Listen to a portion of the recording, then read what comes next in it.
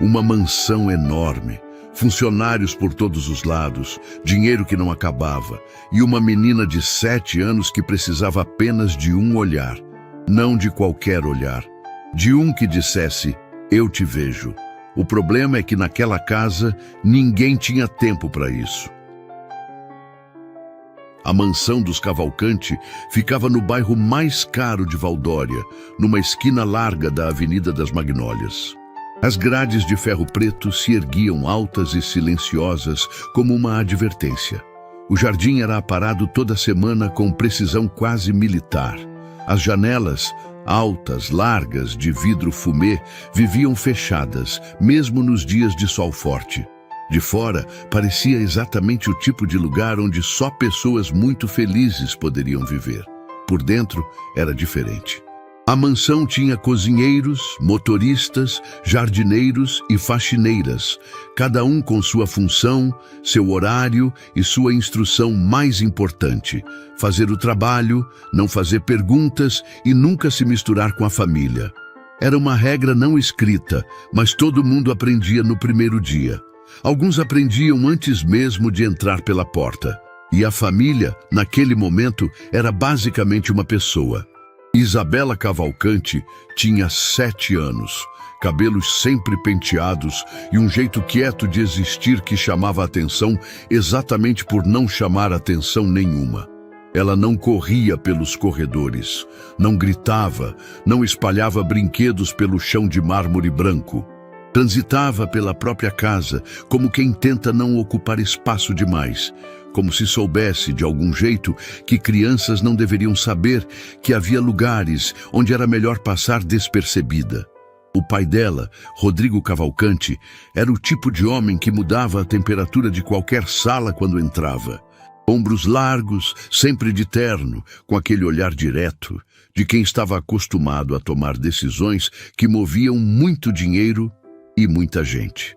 Havia construído a Cavalcanti Incorporações do zero em pouco mais de 2 décadas. E o preço disso tinha sido pago em horas, em viagens, em jantares que nunca aconteceram e em noites em que chegava tarde demais para ver a filha acordada. Rodrigo não era um homem cruel. Era um homem que havia confundido por muito tempo prover com estar presente. E essa confusão, silenciosa como tudo que machuca de verdade, havia construído uma distância entre ele e Isabela que nenhuma das duas partes sabia muito bem como atravessar. Quem comandava a rotina da mansão era Sônia Bragança. Sônia havia trabalhado para 3 famílias importantes antes de chegar aos Cavalcanti e carregava isso com a sobriedade de quem sabe exatamente o quanto vale. Cabelos sempre presos, postura sempre ereta, voz sempre no mesmo tom controlado, nem alto nem baixo, mas com aquela firmeza que não deixava espaço para questionamento. Ela sabia o nome de cada fornecedor, o horário de cada entrega e o turno de cada funcionário da casa. Administrava tudo com eficiência impecável. E é exatamente aí que mora o problema. Porque Sônia havia aprendido a transformar cada coisa naquela mansão em uma tarefa a ser gerenciada. Inclusive Isabela. A menina tinha babá, refeições no horário, roupa limpa e agenda organizada.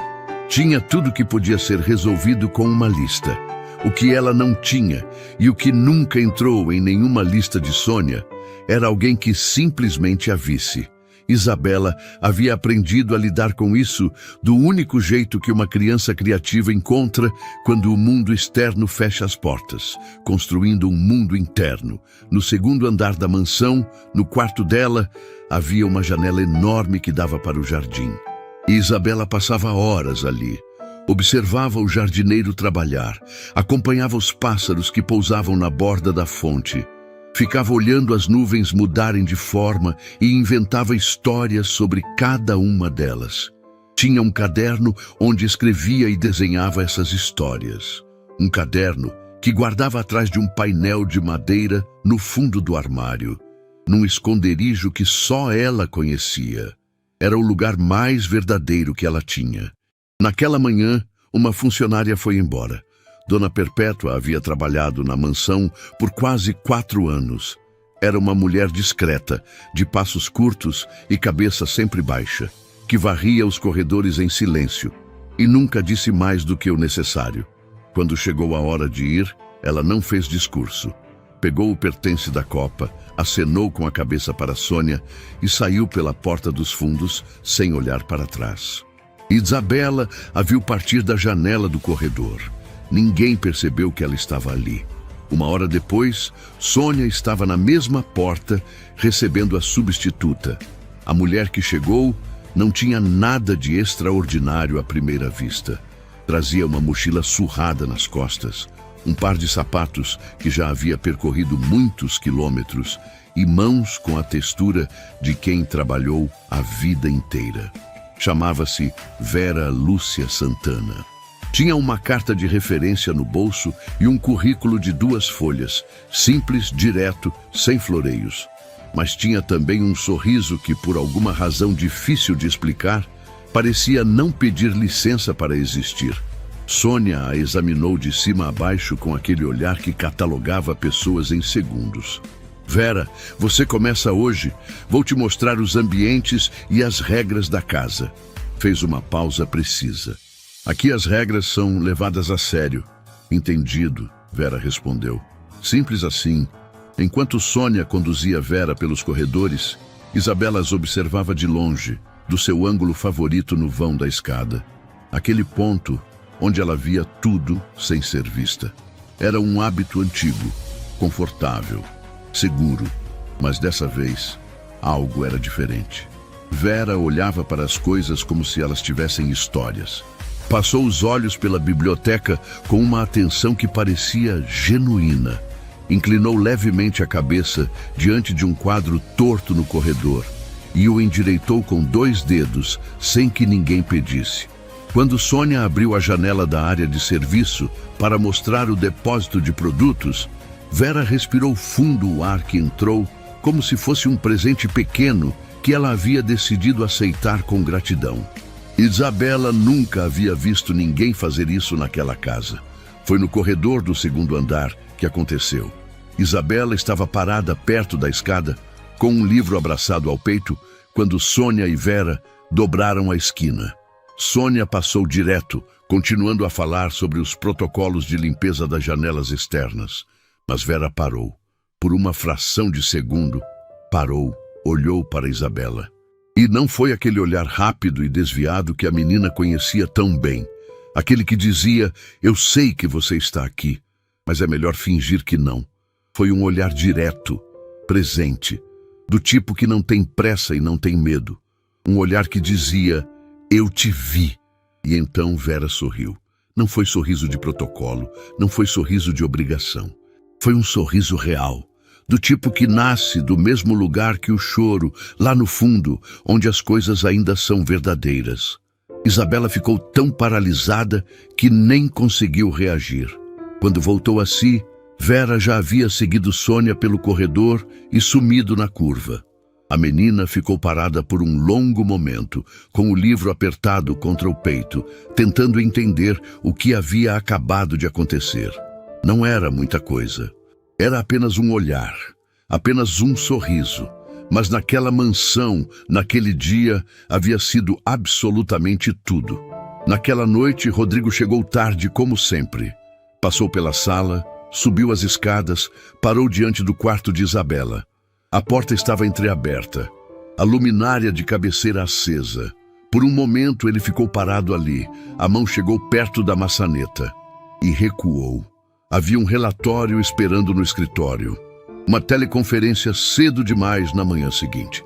Uma decisão urgente que não podia esperar mais um dia. Ele continuou andando. No quarto, Isabela estava deitada de lado, com o livro aberto na mesma página de 3 dias atrás. Ela não estava lendo.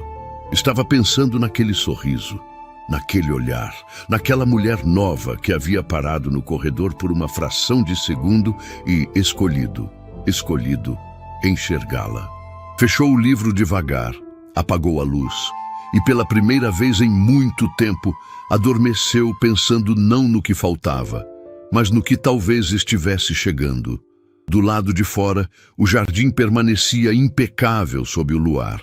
As grades continuavam erguidas, as janelas fechadas, mas alguma coisa, silenciosamente, havia começado a mudar.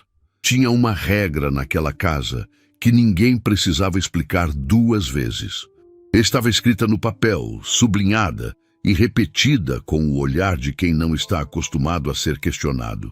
Era simples, direta e, para Sônia Bragança, era a mais importante de todas: não estabelecer vínculo com a criança. Vera leu, dobrou o papel, guardou no bolso e foi trabalhar. O que Sônia ainda não sabia era que algumas pessoas não conseguem ignorar uma criança invisível, não por desobediência, por natureza. O primeiro dia de Vera na mansão começou antes do sol aparecer completamente.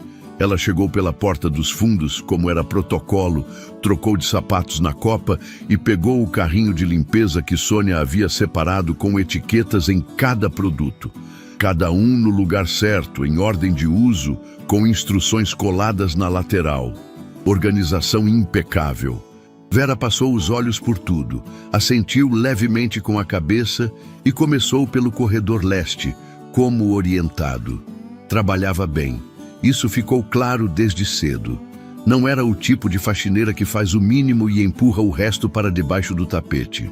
Vera limpava como se cada superfície merecesse atenção, não por perfeccionismo, mas porque havia aprendido, ainda muito jovem, que o modo como uma pessoa faz as pequenas coisas diz muito sobre quem ela é por dentro. Sônia a observava de longe, com aquele olhar de quem está sempre avaliando e raramente aprova. Mas não encontrou nada a corrigir nas primeiras horas. E isso, vindo de Sônia, já era quase um elogio. O problema começou na parte da manhã, quando Isabela desceu para o café. A rotina da menina era previsível como um relógio. Acordava, se arrumava sozinha, descia as escadas com a mochila no ombro e sentava na ponta da mesa enorme da sala de jantar. Sempre na mesma cadeira, sempre do lado esquerdo, sempre de frente para a janela do jardim. A babá, Norma, deixava o café pronto e ficava na cozinha até a hora de levar Isabela para a escola. Ninguém conversava muito. Era uma rotina que funcionava, se é que rotinas sem afeto podem funcionar. Vera estava passando um pano no rodapé do corredor que ligava a cozinha à sala de jantar quando Isabela desceu. A menina passou sem olhar, sentou na cadeira de sempre e ficou esperando com as mãos no colo e o olhar na janela. Vera continuou trabalhando, mas alguns minutos depois, sem querer, derrubou o frasco de produto que estava na prateleira inferior do carrinho. O barulho ecoou pelo corredor de mármore e Isabela virou a cabeça instintivamente. As duas se olharam por um segundo. Vera fez uma careta discreta, daquelas que dizem que vacilação. E Isabela, antes de perceber o que estava fazendo, esboçou um sorriso pequeno, rápido, quase imperceptível. Mas Vera percebeu. E ali, naquele segundo, qualquer pessoa sensata teria desviado o olhar e continuado o trabalho. Era isso que a lista de regras pedia. Era isso que Sônia esperava. Era isso que todos os outros funcionários sempre fizeram. Vera disse baixinho, com naturalidade absoluta: "Pode rir não, menina. Eu realmente fui bem sem graça agora." Isabela abriu a boca, fechou. Olhou para os lados como se estivesse verificando se havia alguém por perto. E então, tão baixinho que quase não saiu, deu uma risadinha. Foi um som tão pequeno e tão genuíno que pareceu enorme naquele corredor de mármore que estava acostumado apenas com o eco dos próprios passos. Vera sorriu, pegou o frasco do chão e voltou ao trabalho como se nada tivesse acontecido. Mas as duas sabiam que algo havia acontecido. Sônia não viu aquela cena, mas viu a seguinte. No final da manhã, enquanto Vera limpava o corredor do segundo andar, Isabela voltou da escola mais cedo. A tarde pedagógica havia sido cancelada e Norma a trouxe de volta sem avisar Sônia com antecedência. Isabela subiu as escadas com a mochila nas costas e encontrou Vera no corredor, agachada, limpando o rodapé perto da porta da biblioteca. No chão, ao lado do carrinho, havia um livro. Tinha caído de uma prateleira que Vera havia esbarrado sem querer. O mesmo jeito desajeitado de antes, que parecia ser uma característica honesta daquela mulher em ambientes novos. O livro estava aberto no chão, com a capa para cima. Isabela parou. Olhou para o livro, olhou para Vera. "Esse eu já li", disse a menina, antes de conseguir se conter. Vera olhou para o livro, depois para ela. "É bom?" Isabela piscou. Ninguém nunca havia perguntado isso para ela. Não daquele jeito. Direto, simples, como se a opinião de uma criança de 7 anos sobre um livro fosse uma informação genuinamente importante. "É", respondeu Isabela depois de um momento. "Tem uma parte que é triste, mas o final é bonito." Vera assentiu devagar, com a seriedade de quem acabou de receber uma informação valiosa. "Os melhores sempre são assim", disse ela. "A parte triste é o que faz o final bonito fazer sentido." Isabela ficou olhando para ela por alguns segundos. Depois pegou o livro do chão, colocou de volta na prateleira com cuidado e foi para o quarto sem dizer mais nada. Foi exatamente nesse momento que Sônia dobrou a esquina do corredor. Ela não havia ouvido a conversa, mas viu Isabela entrando no quarto e Vera de pé no corredor com aquele leve sorriso de quem acabou de ter uma troca que valeu o dia. E Sônia conhecia aquele sorriso. Havia visto variações dele em outras casas, com outras faxineiras, com outros finais, sempre o mesmo padrão, sempre o mesmo problema. Ela caminhou até Vera com passos medidos e parou a menos de 1 metro de distância. "Você leu as regras da casa?" perguntou com aquele tom que não era pergunta de verdade. "Li", Vera respondeu, sem desviar o olhar. "Então, você sabe o que aquela conversa representa." "Representou uma criança me dizendo que um livro tem um final bonito", Vera disse com calma absoluta. "Não me parece um problema. O silêncio que veio depois foi do tipo que ocupa espaço físico." Sônia deixou o silêncio durar alguns segundos a mais do que o necessário. Uma técnica que ela havia aperfeiçoado ao longo dos anos para deixar claro quem mandava sem precisar levantar a voz. "Mais uma vez", disse ela por fim, baixo e preciso como um corte. "E conversamos com o Sr. Rodrigo sobre sua permanência aqui. Ficou claro?" "Ficou", Vera respondeu. Sônia virou as costas e foi embora pelo corredor com aquela postura de quem acabou de resolver uma questão administrativa menor. Vera ficou parada por um momento. Olhou para a prateleira onde o livro havia sido recolocado. Respirou fundo. E então pegou o pano, agachou de novo e continuou limpando o rodapé. Naquela noite, já depois que a mansão havia silenciado e todos os funcionários tinham ido embora, Vera estava na copa, terminando de organizar o carrinho para o dia seguinte, quando ouviu um barulho suave vindo do corredor. Passos pequenos.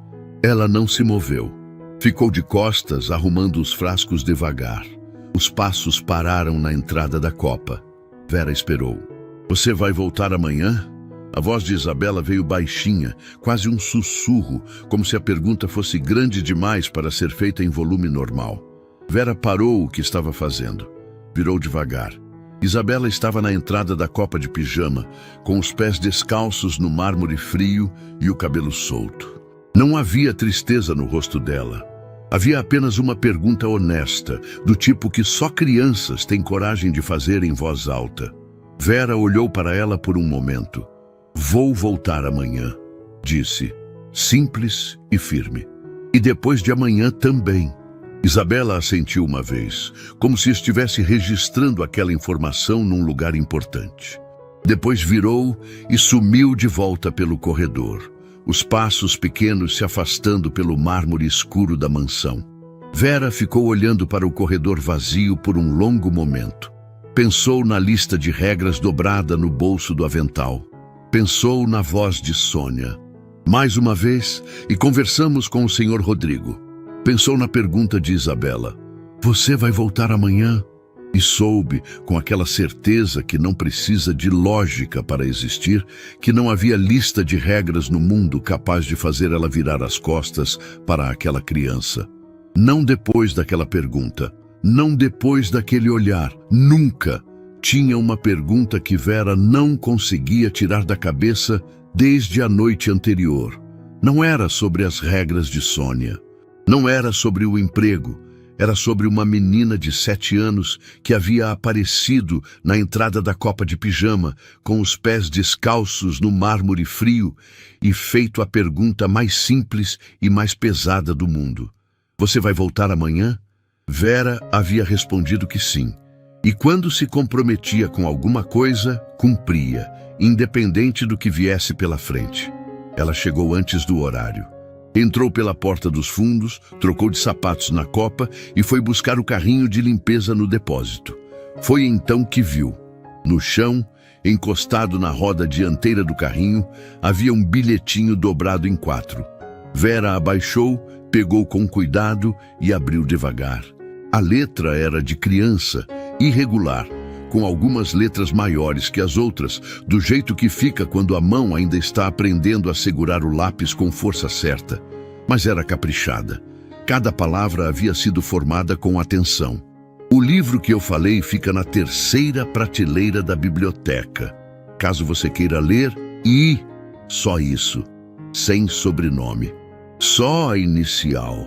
Como se a menina ainda não tivesse certeza se podia assinar o nome inteiro. Vera ficou olhando para o bilhete por um momento longo.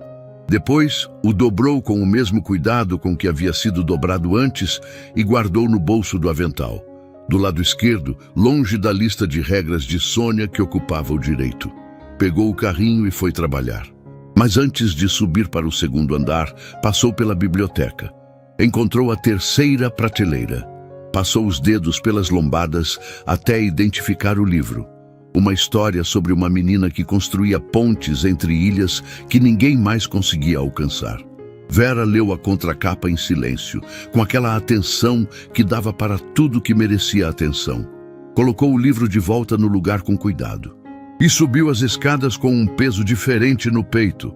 Não o peso de quem carrega problema, mas o de quem acabou de entender que está no lugar certo. A manhã transcorreu sem incidentes. Norma buscou Isabela para a escola logo cedo, e Sônia ficou de olho em Vera com aquela vigilância discreta de quem aprendeu que as maiores desordens começam em silêncio. Mas Vera trabalhava bem e sem dar margem para a crítica, e isso, por hora, era suficiente para manter a paz. Foi por volta do meio-dia que Rodrigo apareceu. Não era comum ele estar na mansão naquele horário. Mas havia chegado entre uma reunião e outra para buscar documentos que havia esquecido no escritório de casa. Algo que, segundo ele disse ao telefone enquanto atravessava o corredor principal, não podia esperar até a noite. Vera o viu de longe, de costas, enquanto ele entrava no escritório com o celular no ouvido e a gravata levemente afrouxada. Era um homem que carregava o cansaço com elegância. O tipo de cansaço que vem de anos fazendo tudo certo nos lugares errados. Ele saiu 15 minutos depois, com uma pasta sob o braço, ainda ao telefone, e foi embora, sem olhar para os lados. Vera ficou olhando para a porta fechada do escritório por um momento. Pensou na pergunta de Isabela na copa. Você vai voltar amanhã? Pensou em Rodrigo, saindo pela porta sem olhar para os lados, e pensou enquanto aquelas duas solidões moravam sob o mesmo teto sem se encontrar. Isabela voltou da escola no meio da tarde, subiu as escadas com a mochila nas costas e passou por Vera no corredor com um aceno de cabeça discreto, pequeno, quase imperceptível, mas completamente intencional. Era o cumprimento de quem ainda está testando o terreno, de quem aprendeu que vínculos podem desaparecer do dia para a noite e por isso os constrói devagar, tijolo por tijolo, para ver se aguentam. Vera respondeu com um aceno igual, sem exagero, sem forçar. Isabela entrou no quarto e fechou a porta. Vera continuou trabalhando no corredor. Passou o pano no rodapé, Organizou o carrinho, checou a lista de ambientes.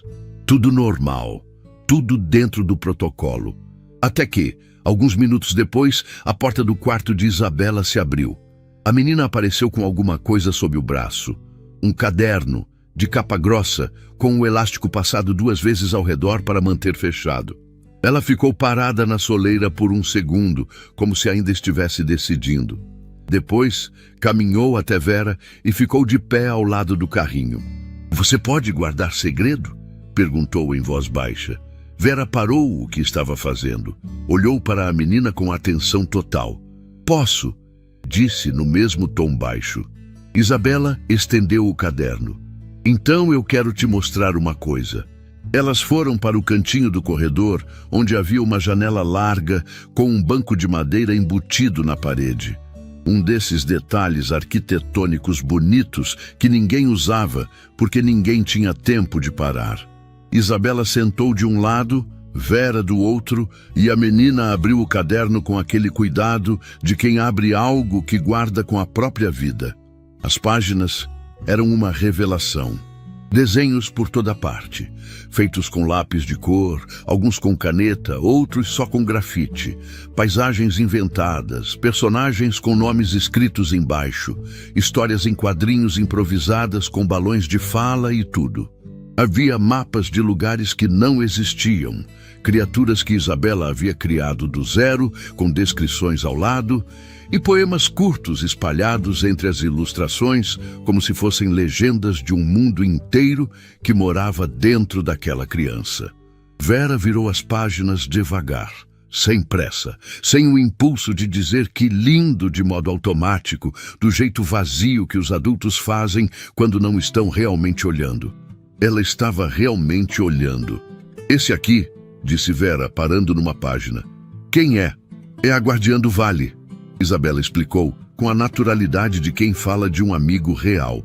"Ela protege as pessoas que não têm para onde ir, mas ninguém sabe que ela existe. Ela trabalha em silêncio." Vera ficou olhando para o desenho por um momento a mais. "Ela parece muito forte", disse. "É", Isabela concordou. "Mas não do jeito que faz barulho, do jeito quieto." Vera assentiu devagar, como se aquela resposta tivesse chegado num lugar fundo. Continuaram virando as páginas, e foi então, perto do final do caderno, numa das últimas páginas preenchidas, que Vera parou de vez. O desenho mostrava uma mulher, simples, sem muitos detalhes, mas com uma mochila nas costas e um sorriso. Estava parada na entrada de uma casa grande, olhando para cima, como se estivesse prestes a entrar. Embaixo, com aquela letra caprichada e irregular, estava escrito: "A pessoa que vai me ver de verdade." Vera ficou imóvel. Não era possível. Ela havia chegado à mansão dias atrás. Aquele caderno era antigo.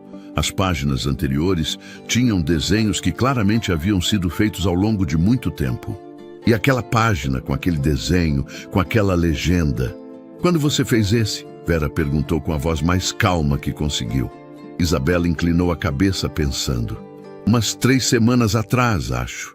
Eu tive um sonho e quis desenhar antes de esquecer." Vera olhou para o desenho, para a mochila nas costas da figura, para o sorriso, para a legenda. Fechou o caderno com cuidado, devolveu para Isabela e ficou em silêncio por um momento.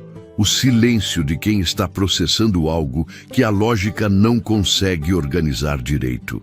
"É um caderno extraordinário", disse por fim, com uma voz que estava firme, mas custou a ficar. "Você tem um talento que a maioria das pessoas passa a vida inteira procurando." Isabela abraçou o caderno contra o peito e olhou para a janela do corredor. "Meu pai nunca viu", disse, sem drama, só como fato. E aquelas 4 palavras, ditas com a simplicidade direta que só uma criança consegue, atravessaram Vera de um lado ao outro. Naquela noite, depois que a mansão silenciou, Vera estava na copa quando decidiu dar uma última volta pelo corredor antes de ir embora. Era um hábito novo, verificar se estava tudo apagado, tudo no lugar. Passou pelo escritório de Rodrigo. A porta estava entreaberta e a luz acesa. Ela não entrou, mas por um ângulo inevitável viu, sobre a mesa, uma pilha de papéis, um copo de café frio e uma porta interna que dava para um corredor lateral. E nesse corredor, sobre uma prateleira baixa que servia de apoio para pastas e documentos, havia um envelope amassado. Vera não teria visto se a luz não tivesse pego exatamente naquele ângulo. Mas viu, e mesmo de longe, com a letra pequena mas clara de uma criança, conseguiu ler o que estava escrito na frente do envelope. Para o meu pai. Vera ficou parada na soleira por um longo momento. O envelope estava amassado. Não pelo tempo, mas pelo jeito de quem pega, considera jogar fora, guarda, pega de novo. Como se alguém tivesse ficado em dúvida sobre o que fazer com aquilo por muito tempo. Ela desviou o olhar. Apagou as luzes que ainda estavam acesas no corredor. Pegou a bolsa, foi embora, mas o envelope ficou. Ficou na cabeça dela durante todo o caminho para casa. Ficou quando ela deitou. Ficou quando fechou os olhos. Porque Vera sabia, com aquela certeza que não precisa de explicação, que um envelope amassado com a letra de uma criança não deveria estar numa prateleira de documentos. Deveria estar nas mãos do pai. Existe um tipo de coragem que não faz barulho, que não aparece em discurso nem em gesto grandioso, que se manifesta numa manhã comum, num corredor silencioso, quando uma pessoa pega algo que não é seu problema e decide que vai ser. Vera Lúcia Santana não era uma mulher de meias palavras nem de meias atitudes. E naquela manhã, parada diante daquele envelope amassado com a letra de uma criança, ela entendeu que havia chegado o momento de escolher entre o emprego e a consciência. Ela nunca foi boa em escolher o emprego. O envelope estava exatamente onde havia sido deixado. Vera ficou parada na soleira do corredor lateral por um momento. O tempo suficiente para respirar fundo e confirmar para si mesma que havia tomado uma decisão e que ia cumpri-la. Então entrou, caminhou até a prateleira e pegou o envelope com as duas mãos. Era leve. Papel simples, dobrado uma vez, com a letra de Isabela na frente escrita com capricho. Daquele capricho de quem sabe que o destinatário é importante e por isso quer que cada letra fique bonita. Para o meu pai. Vera virou o envelope. O verso estava fechado, mas sem lacre, como se quem havia escrito soubesse que talvez o pai precisasse abrir sem esforço, sem cerimônia, sem desculpa para adiar. Ela não abriu. Colocou o envelope dentro do bolso do avental, o mesmo bolso do bilhetinho de Isabela, e foi trabalhar. Passou a manhã inteira com aquele peso no bolso e aquela decisão na cabeça. Limpou os corredores, organizou a copa, trocou as toalhas dos banheiros sociais. Fez tudo com a precisão de sempre, mas com uma parte da mente permanentemente naquele envelope e no que estava escrito lá dentro por uma menina de 7 anos para um pai que dormia sob o mesmo teto e parecia morar em outro continente. Sônia cruzou com ela 2 vezes pelo corredor e não disse nada. Apenas observou. Aquele olhar de inventário que Vera já havia aprendido a reconhecer e ignorar. Norma chegou com Isabela no meio da tarde. A menina subiu as escadas, passou por Vera com o mesmo aceno discreto de sempre. Mas dessa vez havia um brilho diferente nos olhos. O tipo de brilho de quem compartilhou um segredo e está verificando se ele ainda está seguro. Vera respondeu com um aceno e um olhar que dizia: ainda está. Isabela desapareceu no quarto. Rodrigo chegou às 8 da noite. Era cedo para os padrões dele. E Vera, que estava terminando de organizar a cozinha antes de ir embora, ouviu a porta principal se abrir e os passos no saguão de entrada. Passos pesados, cansados, do tipo que carrega o dia inteiro junto. Ela ouviu ele soltar as chaves na bandeja de entrada. Ouviu o barulho da pasta sendo pousada. Ouviu o silêncio que veio depois. Aquele silêncio específico de alguém que chegou em casa e por um segundo não sabe o que fazer com o fato de estar em casa. Vera secou as mãos no pano de prato. Respirou fundo. E foi. Rodrigo estava no corredor principal. afrouxando a gravata, quando Vera apareceu na entrada. Ele olhou para ela com aquela expressão neutra de quem está acostumado a ver funcionários circulando pela própria casa, sem necessariamente registrar cada rosto. "Senhor Rodrigo", Vera disse, com respeito, mas sem recuo. "Eu sei que não é meu lugar, mas tem algo que precisa chegar até o senhor." Rodrigo franziu levemente a testa. "Você é a nova faxineira." "Sou, Vera." Ela não estendeu a mão, não fez cerimônia. "Encontrei isso numa prateleira do corredor do escritório. Estava lá há tempo." Tirou o envelope do bolso e estendeu. "É da sua filha." Rodrigo olhou para o envelope, para a letra na frente, para o amasso que contava uma história de idas e vindas sem destino. Ele não disse nada por um momento. Pegou o envelope. Vera deu um passo para trás. Não de medo, mas de respeito.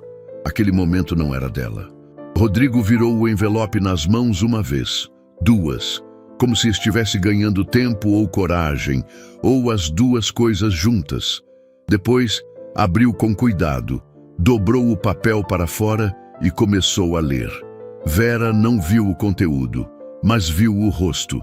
Viu o momento exato em que aquele homem que controlava impérios e tomava decisões que moviam mercados inteiros não conseguiu mais controlar a expressão. Foi sutil, não foi choro, não foi gesto dramático.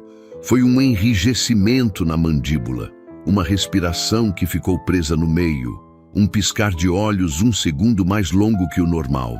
O tipo de reação de quem acabou de ler algo que sabia, no fundo, sempre soube, mas que nunca havia visto escrito com aquela clareza simples e devastadora que só uma criança de 7 anos consegue. Rodrigo dobrou a carta de volta. Ficou olhando para o envelope por um momento. "Onde você encontrou?" A voz saiu diferente, mais baixa, sem o peso executivo de sempre. "Na prateleira do corredor lateral do escritório."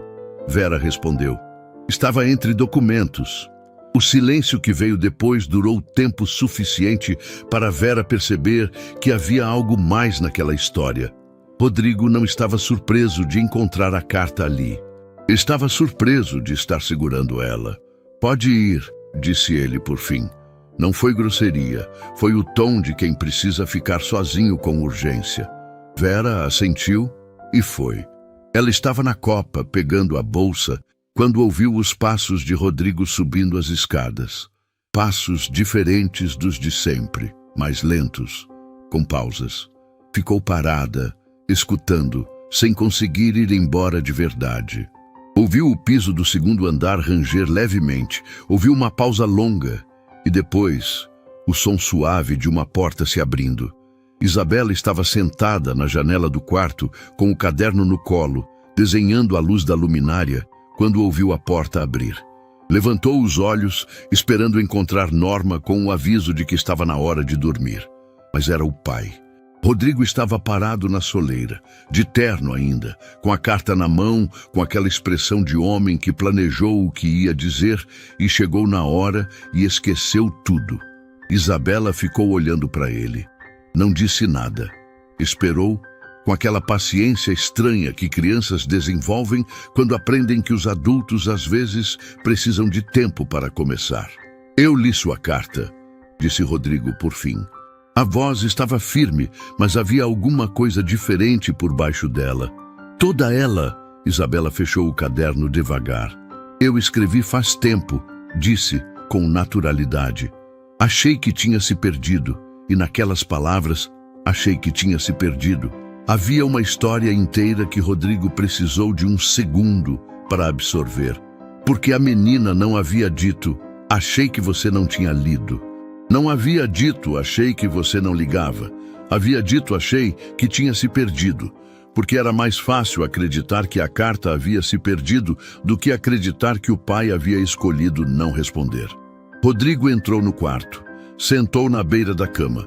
Um gesto simples que naquele quarto, naquela noite, tinha o peso de algo que não acontecia há muito tempo. "Você disse na carta que eu sumo todo dia", disse ele. "É que você fica aqui." Isabela o olhou com aquela seriedade de quem já pensou muito sobre o assunto e chegou em paz com as próprias conclusões. É verdade, disse, mas hoje você não sumiu. Rodrigo ficou olhando para a filha por um longo momento. E ali, naquele quarto que havia sido silencioso por tempo demais, qualquer coisa dentro daquele homem, construída em camadas de trabalho e ausência e urgência e prioridades erradas, começou, finalmente, a ceder. Lá embaixo, na copa, Vera estava de pé com a bolsa no ombro e os olhos fixos no teto, como se pudesse ouvir através do mármore e da madeira o que estava acontecendo no segundo andar. Não ouvia nada, mas sabia.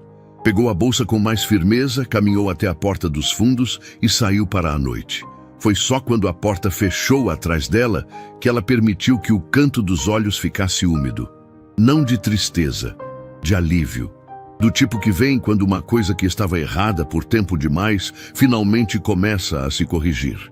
Ela havia feito a coisa certa, custasse o que custasse. Na manhã seguinte, Vera chegou na hora de sempre, entrou pela porta dos fundos e foi buscar o carrinho. Sônia a esperava na copa, de pé, com os braços cruzados e aquele olhar que antecedia uma tempestade. Preciso de uma explicação, disse Sônia, com a voz no tom mais baixo e mais perigoso que Vera já havia ouvido dela. Sobre o que você fez ontem à noite com o Sr. Rodrigo. Vera pousou a bolsa. Ficou de frente para Sônia sem recuar 1 centímetro. Entreguei uma carta que estava perdida, respondeu. Você ultrapassou todos os limites desta casa. Sônia disse, avançando meio passo. Funcionária nova, sem histórico aqui, sem autorização, interferindo em assuntos da família. Isso tem consequências. Vou falar com o Sr. Rodrigo agora mesmo e você vai... Vai falar comigo o quê, Sônia? A voz veio da entrada da copa. Rodrigo estava parado na porta de terno, com o café na mão e um olhar que Vera nunca havia visto naquele homem. Presente. Completamente presente. Sônia virou. E pela primeira vez, desde que Vera havia chegado àquela mansão, a governanta não encontrou o que dizer. Eu ouvi tudo, disse Rodrigo com calma absoluta. E quero entender uma coisa. Ele olhou para Sônia com aquela precisão de quem está fazendo a pergunta certa pela primeira vez. Como uma carta da minha filha foi parar entre documentos numa prateleira do meu escritório? O silêncio que veio depois foi o mais pesado que aquela cozinha já havia sustentado. Existem silêncios que absolvem e silêncios que condenam. O que tomou conta da cozinha naquela manhã era do segundo tipo. Sônia Bragança havia passado anos construindo uma reputação de controle absoluto dentro daquela mansão. E em menos de 30 segundos, parada diante de Rodrigo Cavalcante, com a pergunta dele ainda no ar, viu cada tijolo dessa construção começar a rachar.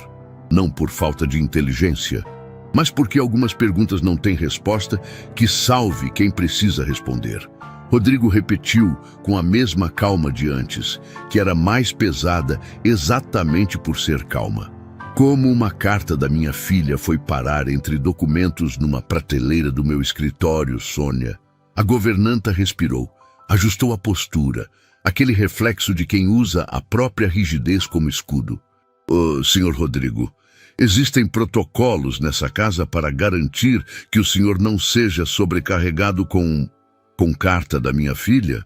Ele interrompeu, sem elevar a voz, sem precisar. Sônia fechou a boca. Rodrigo pousou o café sobre a bancada com um gesto controlado e olhou para ela com aquela precisão de quem tomou uma decisão e está apenas confirmando que estava certo em tomá-la. Quero ver o escritório, agora. Vera ficou na copa, não por ordem. Ninguém havia dito nada para ela. Ficou porque entendeu, com aquela leitura silenciosa de situações que havia desenvolvido ao longo de muitos anos em muitas casas, que aquele momento não precisava de plateia. Precisava de espaço. Ficou arrumando a bancada devagar, ouvindo os passos dos dois se afastarem pelo corredor. Ouviu a porta do escritório ser aberta. Ouviu o silêncio que veio depois. O tipo de silêncio que acontece quando alguém encontra o que não queria encontrar. Alguns minutos depois, os passos voltaram. Só um par, pesado, pausado, carregado. Rodrigo parou na entrada da copa. Vera virou. Ele tinha nas mãos não um envelope. Tinha vários, todos com a mesma letra, todos com a mesma frase na frente. Para o meu pai.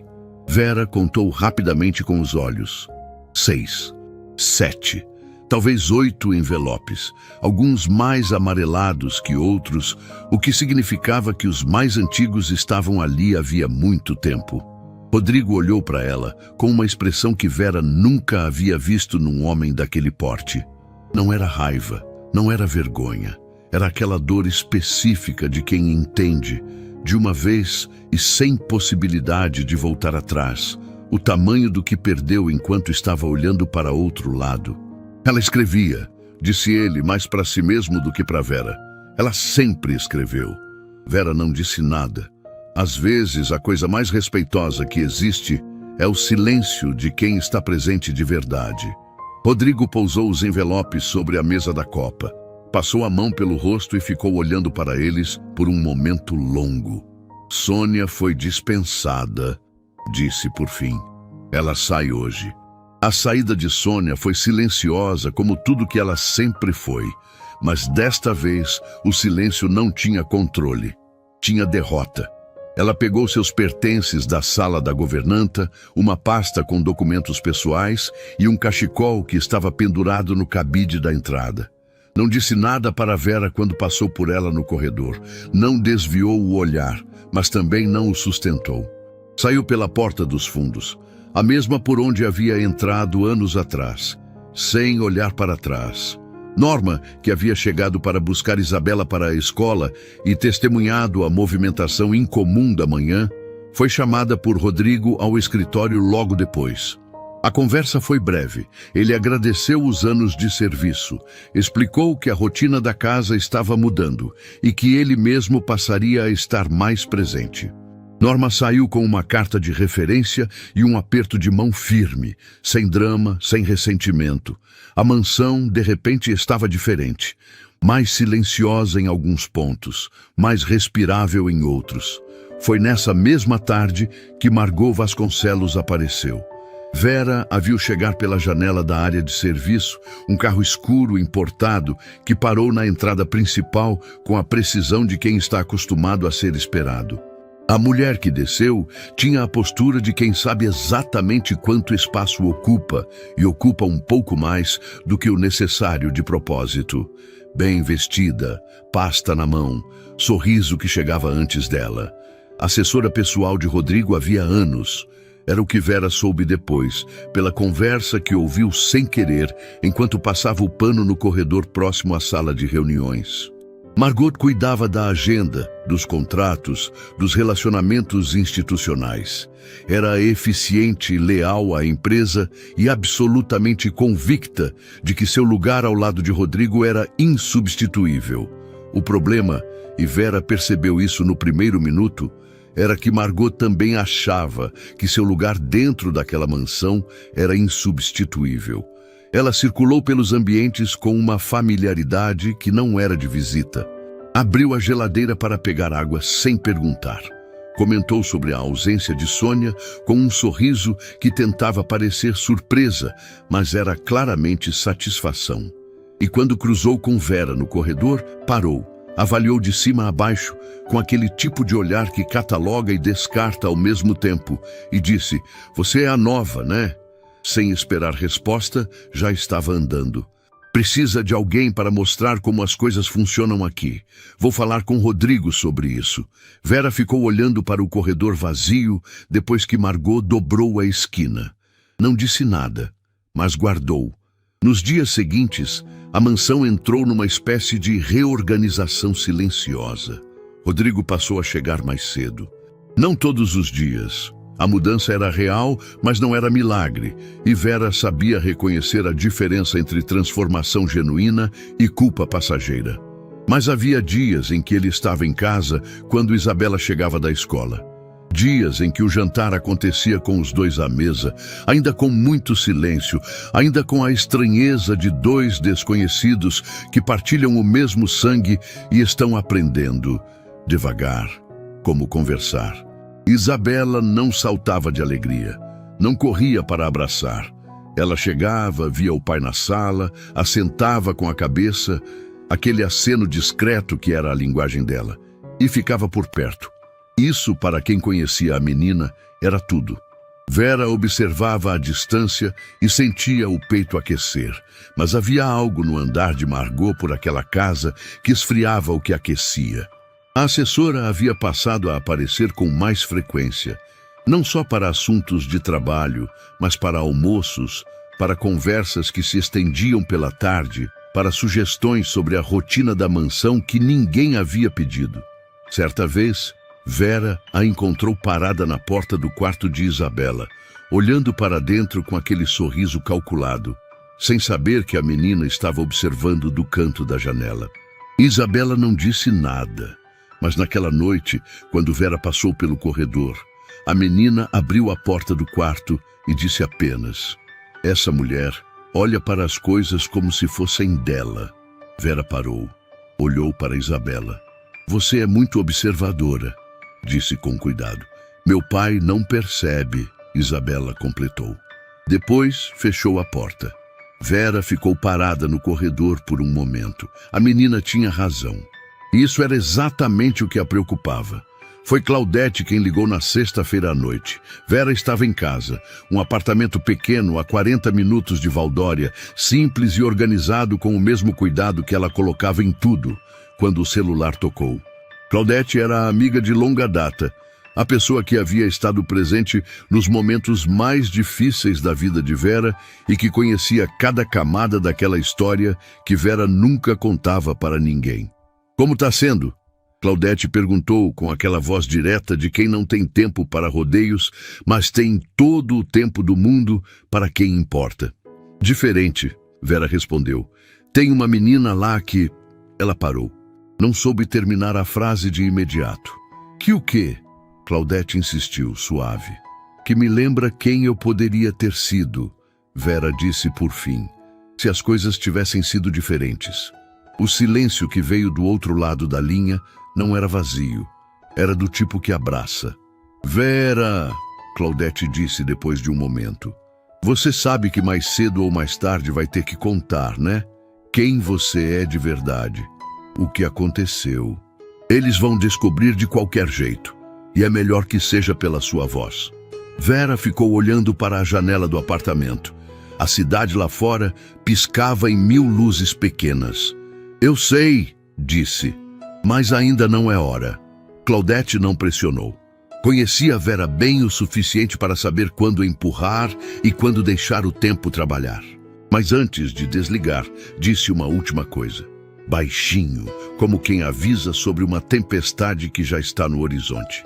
"Toma cuidado com quem está de olho em você por lá. Nem todo mundo que sorri quer o seu bem." Vera desligou o telefone. Ficou parada no silêncio do apartamento. Pensou em Margot, no sorriso que chegava antes dela, no jeito que avaliava e descartava.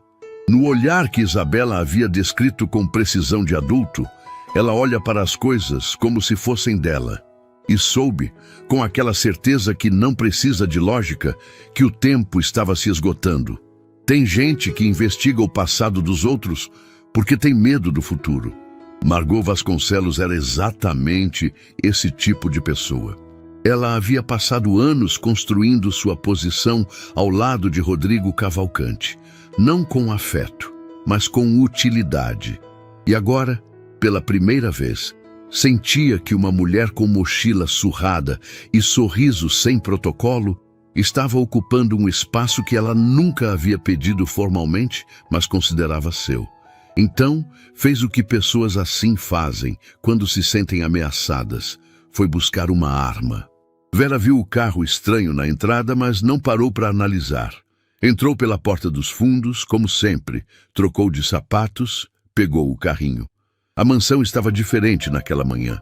Uma diferença sutil, do tipo que não aparece nos móveis nem nas paredes, mas está no ar. na forma como os poucos funcionários que restavam desviavam o olhar um pouco mais rápido que o normal. Algo havia mudado no fim de semana. Ela não sabia o que ainda, mas sabia que ia descobrir. Isabela desceu para o café com o caderno sob o braço. Um hábito novo que havia começado nos últimos dias, como se a menina quisesse ter o mundo dela por perto, agora que o mundo real havia ficado um pouco mais imprevisível. Rodrigo estava à mesa, o que ainda tinha o peso de novidade, e os dois tomaram o café com aquela mistura de conforto e estranheza de quem está aprendendo uma língua nova e ainda tropeça nas palavras. Vera preparou o café sem ser pedida. Deixou a mesa organizada, os pães no lugar certo, a fruta cortada do jeito que Isabela gostava, em cubinhos, não em fatias, uma preferência que Vera havia descoberto observando e que nunca havia sido escrita em nenhuma lista de Sônia. Rodrigo percebeu. Olhou para a mesa, depois para Vera, com um aceno discreto de agradecimento. Vera assentiu e saiu da cozinha. No corredor, parou. Porque Margot havia acabado de entrar pela porta principal, sem tocar a campainha, com a chave que aparentemente ainda tinha, e trazia na mão uma pasta fina, discreta, com uma expressão que tentava parecer neutra, mas carregava a satisfação de quem está prestes a jogar uma carta que considera decisiva. As duas se cruzaram no corredor. Margot sorriu. Aquele sorriso de antes, calculado, que chegava com meio segundo de atraso, como coisa ensaiada. "Bom dia, Vera", disse, com uma cordialidade que era fina como o papel. "Bom dia", Vera respondeu, simples. Margot continuou andando em direção à sala onde Rodrigo estava. Vera ficou parada no corredor, olhando para a pasta na mão da assessora, sentindo aquela pressão no peito de quem reconhece o formato de uma tempestade antes de ela chegar. Ela não viu a conversa, mas soube o que havia acontecido quando, 2 horas depois, Rodrigo apareceu na porta da área onde ela trabalhava. Sozinho, sem pasta, sem celular na mão, com aquela expressão de homem que recebeu uma informação e está decidindo o que fazer com ela. "Vera", disse ele, "preciso conversar com você." Ela pousou o pano, virou, esperou. "Margot me trouxe um dossiê", ele disse, direto, sem rodeio. "Sobre você. Sobre uma acusação que aconteceu no passado, numa casa onde você trabalhou." Vera não desviou o olhar, não ficou pálida, não recuou. "Eu sei qual", disse ela. Rodrigo ficou olhando para ela por um momento, avaliando, não com julgamento, mas com aquela atenção de quem quer entender antes de concluir. "Quero ouvir de você", disse, "não do papel." Eles foram para a varanda dos fundos, um espaço amplo que dava para o jardim, longe da circulação interna da mansão. Rodrigo puxou 2 cadeiras e os dois sentaram com a distância respeitosa de pessoas que ainda estão se conhecendo, mas já confiam mais do que o tempo justificaria. Vera juntou as mãos no colo, respirou fundo e contou. Havia muitos anos, ela havia trabalhado numa casa grande numa cidade diferente. Uma família rica, como tantas outras, com funcionários bem pagos, regras rígidas e uma rotina que funcionava enquanto todo mundo ficava no seu lugar. Vera tinha gostado daquele emprego. Havia uma criança na casa também. Um menino de uns 6 anos, curioso, que vez ou outra aparecia na área de serviço para ver Vera trabalhar e fazer perguntas sobre tudo. Ela respondia. Sempre havia respondido. Porque nunca conseguiu ignorar uma criança que fazia perguntas. Então um dia, uma peça de valor sumiu da casa. Um broche antigo de família, com pedras que valiam mais pela história do que pelo preço. A patroa entrou em desespero. O marido chamou todos os funcionários e fez perguntas que já tinham resposta antes de serem feitas. O tipo de pergunta que não busca a verdade, busca um culpado conveniente. E o culpado mais conveniente naquela casa era a funcionária mais nova, a que não tinha família na cidade, a que não tinha ninguém para defender seu nome. Vera foi acusada, não havia prova nenhuma, porque ela não havia feito nada. Mas a ausência de prova, quando o acusador tem dinheiro e o acusado não tem nada, raramente é suficiente para encerrar o assunto. O processo correu. Vera foi inocentada meses depois, quando o broche apareceu no forro de uma bolsa antiga da própria patroa.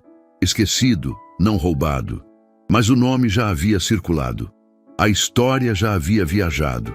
E no mercado de trabalho doméstico de uma cidade pequena, onde todo mundo sabia de tudo e o boato durava mais que a verdade, Vera havia simplesmente deixado de conseguir emprego. Recomeçou do zero. Mudou de cidade. Reconstruiu o currículo tijolo por tijolo, referência por referência, casa por casa. Cada uma delas uma chance de provar de novo quem ela era.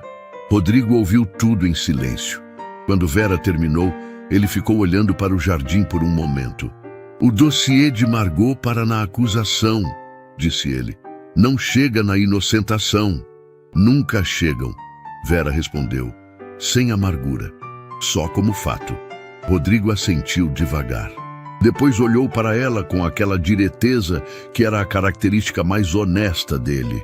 Tem mais alguma coisa que eu precise saber? Vera hesitou. E foi nessa hesitação, pequena, de menos de 2 segundos, que Rodrigo entendeu que havia mais. E que ela estava decidindo se era a hora. Vera olhou para o jardim, para a fonte que pingava devagar no canteiro central, para o jardineiro que podava as bordas lá no fundo, com movimentos lentos e precisos. Eu tive uma filha, disse ela por fim. A voz não quebrou, mas ficou diferente, mais quieta, como coisa guardada há muito tempo num lugar onde o ar não circula. Ela foi embora quando ainda era muito pequena, uma doença que veio rápido e não deu tempo. Rodrigo ficou imóvel. Depois disso, Vera continuou, veio a acusação, veio o processo, veio o isolamento, tudo junto num período curto demais para qualquer pessoa processar direito. Ela respirou fundo. Eu demorei muito para entender que ainda tinha razão para seguir, mas quando entendi, segui com tudo que tinha. O jardim continuava igual, o jardineiro continuava podando, a fonte continuava pingando, mas a varanda estava completamente diferente. A noite antes de vir trabalhar aqui, Vera disse mais baixo agora, eu tive um sonho com ela, com minha filha. Ela estava bem, estava sorrindo e disse uma coisa só, vai mãe, tem uma menina precisando. Vera parou, olhou para as próprias mãos. No dia seguinte eu vim. Elas não ouviram a porta da varanda se abrir. Isabela havia chegado da escola mais cedo. A professora havia passado mal e as aulas tinham terminado antes do horário. Tinha entrado pela cozinha, como sempre, e ouvido as vozes na varanda enquanto caminhava pelo corredor interno. Não havia entrado para espionar. Tinha parado porque reconheceu a voz de Vera.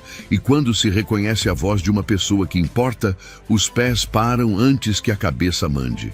Ficou do lado de dentro da porta entreaberta, ouviu sobre a filha, ouviu sobre o sonho, ouviu o nome dela, não o nome da filha de Vera, que nunca foi dito, mas aquele tem uma menina precisando que pousou no corredor como coisa concreta e real.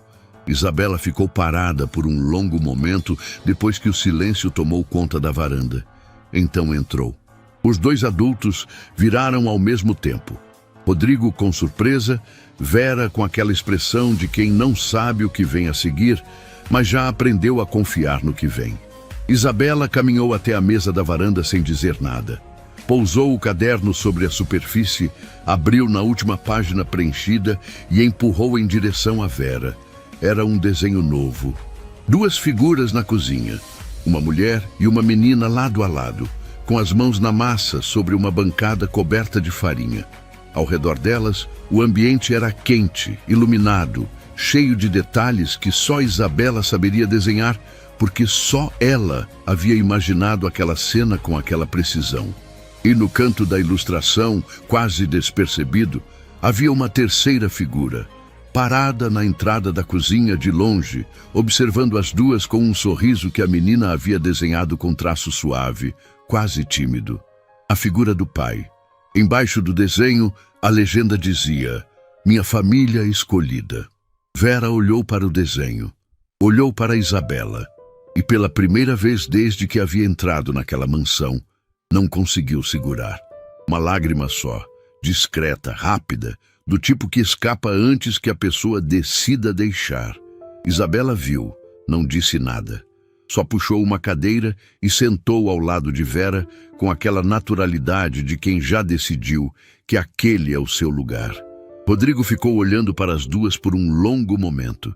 Depois, olhou para o desenho de novo, para a figura dele no canto, tímida, de longe, mas presente. Sua filha havia desenhado ele presente, e ele decidiu ali que ia merecer isso. Então, disse Isabela, quebrando o silêncio com aquela direteza de 7 anos que não tem paciência para drama, a gente vai fazer pão hoje ou não? Vera soltou uma risada, pequena, quente, do tipo que cura. Vamos fazer pão, disse. Existe um momento numa história em que todas as peças param de se mover e ficam suspensas no ar, um segundo antes de caírem no lugar certo. Quem está de fora vê o padrão antes de quem está dentro. Isabela havia desenhado esse padrão semanas antes de ele acontecer. Vera havia sentido no sonho antes de entendê-lo. E Rodrigo, que havia passado anos olhando para números, contratos e projeções, estava prestes a enxergar pela primeira vez a coisa mais importante que alguém pode ver. O que realmente importa antes que seja tarde demais. Na manhã seguinte ao pão, à farinha espalhada pela bancada e ao desenho de família escolhida, Rodrigo chegou cedo ao escritório da empresa, não para trabalhar, para cancelar. Havia uma reunião marcada havia semanas, uma negociação grande com investidores de outra cidade que ocuparia o dia inteiro e se estenderia pelo jantar. O tipo de reunião que Rodrigo nunca havia cancelado na vida. O tipo que, até recentemente, ele teria considerado intocável. Mas naquela manhã havia também uma apresentação na escola de Isabela. Uma mostra de projetos criativos que os alunos haviam desenvolvido ao longo do semestre. A professora havia enviado o convite semanas atrás, direto para o e-mail de Rodrigo, que havia sido redirecionado automaticamente para a pasta de eventos não prioritários por um filtro que Margot havia configurado meses antes. Rodrigo havia descoberto o e-mail na noite anterior, vasculhando a pasta enquanto reorganizava o sistema depois da saída de Sônia. Ficou olhando para o convite por um longo tempo. Depois pegou o telefone e ligou para remarcar a reunião. O sócio do outro lado ficou em silêncio por alguns segundos, surpreso, claramente. Rodrigo explicou que havia um compromisso de família que não podia ser adiado. Desligou antes que viesse questionamento. E pela primeira vez em muito tempo, sentiu que havia tomado a decisão certa sem precisar calcular nada. Margot apareceu no escritório da empresa naquela mesma manhã, sem aviso, como era seu hábito, e encontrou Rodrigo de pé perto da janela, com o celular na mão e uma expressão que ela não soube classificar de imediato. A reunião foi remarcada? Ela perguntou com aquela voz que misturava eficiência com julgamento. Eu não fui avisada, porque não era necessário. Rodrigo disse simples. Margot pousou a pasta sobre a mesa e ficou olhando para ele com aquela avaliação constante que ela chamava de profissionalismo e que era, na verdade, controle. Rodrigo, você está tomando decisões impulsivas desde que essa funcionária. Margot, ele interrompeu com calma absoluta. Preciso te perguntar uma coisa. E preciso que você responda com honestidade. Ela ficou em silêncio. Esperou. Você sabia das cartas de Isabela? Ele perguntou. Das que Sônia guardava no escritório? O silêncio que veio depois foi diferente do de Sônia na cozinha. O de Sônia havia sido silêncio de quem foi pego. O de Margot foi silêncio de quem está calculando, pesando o que admitir, o que negar, o que ainda pode salvar. E foi exatamente esse cálculo que entregou tudo. Rodrigo a observou por aqueles 2 ou 3 segundos e teve a resposta que precisava sem que ela precisasse dizer uma palavra. Você sabia, disse ele. Não era pergunta. Margot abriu a boca, fechou, Eu não interferia nos assuntos domésticos da sua casa. Mas você sabia, ele repetiu. E nunca disse nada. Fez uma pausa. Por anos, Margot. Minha filha escrevia cartas para mim e você sabia que elas nunca chegavam. E ficou em silêncio, porque enquanto eu não tinha vida fora da empresa, você tinha tudo o que precisava. Margot ficou olhando para ele. E pela primeira vez, desde que Vera havia chegado àquela mansão, o sorriso calculado não apareceu. Rodrigo caminhou até a mesa, pegou a pasta que ela havia deixado, o dossiê sobre Vera, e estendeu de volta para ela. Você é muito boa no que faz, disse, com uma honestidade que não tinha crueldade. Mas o que você faz aqui acabou. Pode ligar para o RH para acertar os detalhes. Margot pegou a pasta. Ficou parada por um momento. Não de tristeza, mas daquele jeito de quem perdeu uma partida que estava certa de vencer e ainda está processando como. Depois saiu e levou junto o último peso que ainda restava naquela história. A mostra de projetos criativos da escola aconteceu no período da tarde. Era um evento simples, carteiras reorganizadas em semicírculo, trabalhos expostos nas paredes, crianças de pé ao lado dos próprios projetos, esperando que alguém parasse para olhar. O tipo de evento que os pais frequentavam por obrigação e esqueciam na semana seguinte. Isabela estava de pé ao lado do painel dela. Não era um projeto comum. A professora havia pedido que cada aluno criasse algo que representasse o que eu aprendi sobre o mundo esse ano.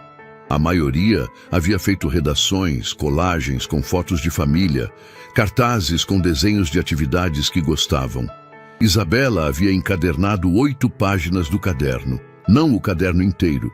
Havia escolhido 8 páginas específicas. O mapa de um lugar inventado, a guardiã do vale. O desenho de uma mulher com mochila na entrada de uma casa grande. E o último, a cozinha com farinha. As 2 figuras de mãos na massa. A figura do pai na entrada.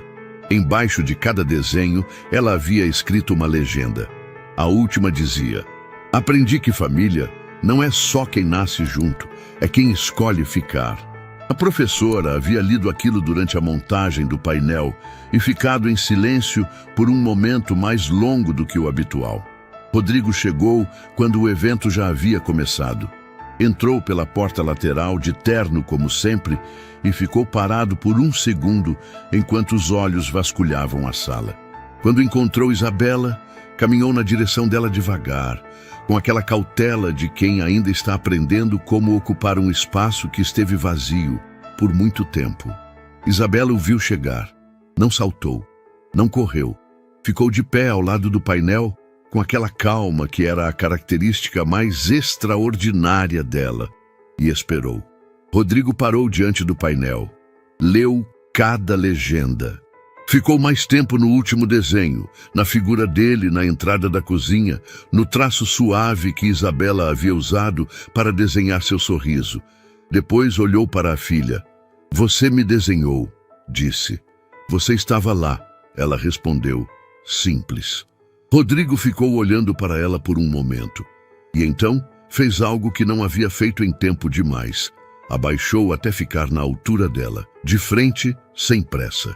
Eu quero estar sempre, disse. Se você me der uma chance de aprender como. Isabela o estudou por um segundo com aqueles olhos que viam mais do que a maioria. Você já está aprendendo, disse ela. Hoje você veio. Vera soube do evento pela própria Isabela, que na véspera havia deixado um bilhetinho no carrinho, como havia se tornado costume, com a letra cada vez mais firme. Amanhã tem uma coisa na escola. Você não vai poder ir, mas eu vou te contar tudo depois. E Vera havia sorrido para o bilhete por um bom tempo. Quando Rodrigo e Isabela chegaram em casa naquela tarde, Vera estava na cozinha. Isabela entrou na frente, jogou a mochila na cadeira. Um hábito novo de criança que se sente em casa de verdade, e foi direto para a bancada. A gente pode fazer bolo? Perguntou. Eu quero contar o que aconteceu hoje, mas só consigo contar fazendo alguma coisa com as mãos. Vera riu. aquela risada quente que havia se tornado o som mais constante naquela cozinha. Pode, disse. Me conta enquanto a gente separa os ingredientes. Rodrigo parou na entrada da cozinha. As duas já estavam no ritmo.